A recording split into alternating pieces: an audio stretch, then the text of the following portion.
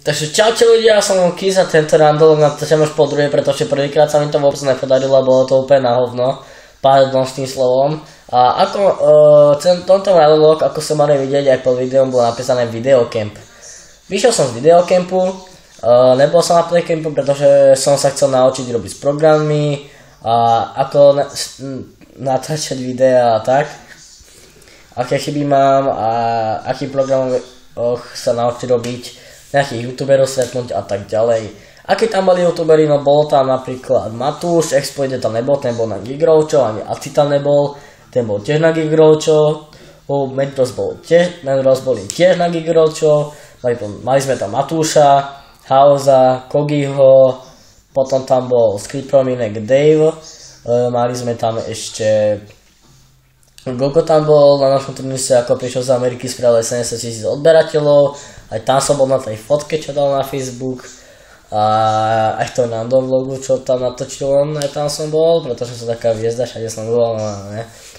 A no chcel by som vám povedať, že bola tam dobrá zábava, napríklad mnohých kamarátov som tam stretol, youtuberov, naučil som sa robiť v programu ako je Sony Vegas Pro, pretože v Adobe nás tam neučili, učil nás to Smusa.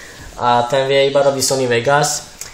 Gogo vie robiť v Adobe, ale to nás neučili, pretože to tam tuším ani nebolo, pokiaľ viem. A vlastne čo tak, no natáčali sme ten film, ktorý sme si samozrejme nechceli pozrieť, pretože sme išli skôr domov a z toho dôvodu, že boli všetci chorí a vracali a tak ďalej. A no vracali asi z nejakého jedla. Inštruktori ja som nevracal, ani Crazer a Vix tam bol tiež, on tam bol so mnou, aj s Filčom, až s takým iným chalanom, sa volal Viktor. My sme spolužiaci my štyria a my sme tam boli spolu.